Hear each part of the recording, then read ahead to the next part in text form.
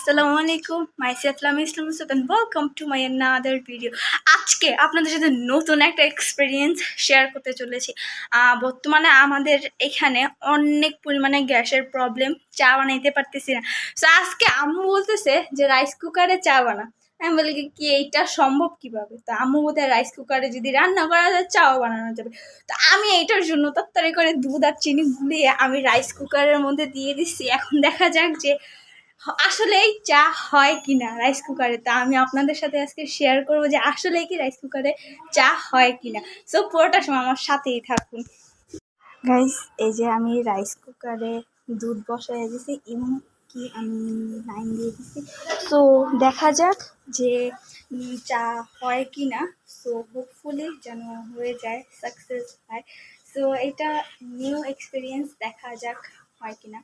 And দেখি কি হয়। আমাদের এখানে গ্যাসের এত প্রবলেম যে মানে চুলাটাই ধরে না, আসে বিকালের দিকে। আর মানে তাও যাওয়া আসে রান্না করার মতন না, এই নিবি নিবি গ্যাসে যাও একটু গরম টরম করা যায়।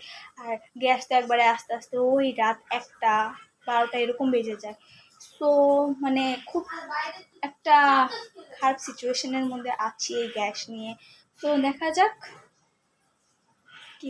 মাইন্ড ব্লোয়িং একটা মানে কি বলবো ঘটনা। জাস্ট দেখেন, দুধ বলক হয়ে গেছে ভাই, আমার কল্পনার বাইরে। আমি ভাবি নাই যে রাইস কুকারে চা হবে পারফেক্টলি, দুধ বলক হবে।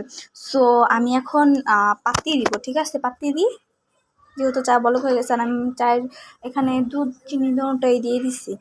এখন পাতিটা দিয়ে আমি নামিয়ে ফেলি, ঠিক আছে? আর আমি আজকে খেয়ে দেখবো যে রাইস কুকারের চাটা খেতে কীরকম টেস্ট হয়। তো সেটা আমি আপনাদের আজকে জানাবো।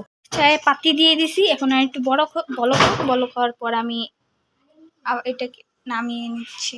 এখন চাটা হয়ে গেছে, এখন পরিবেশন করে যে আসলে চাটা খেয়ে গেছে। রাইস কুকারে চা বানিয়েছি। তো এখন দেখি যে আসলে খেতে কিরকম হয়েছে, ঠিক আছে?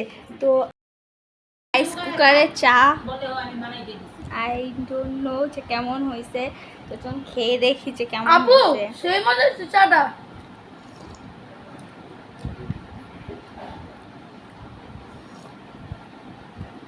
গাইস সো গুড, একদম নর্মাল চায়ের মতনই হয়েছে।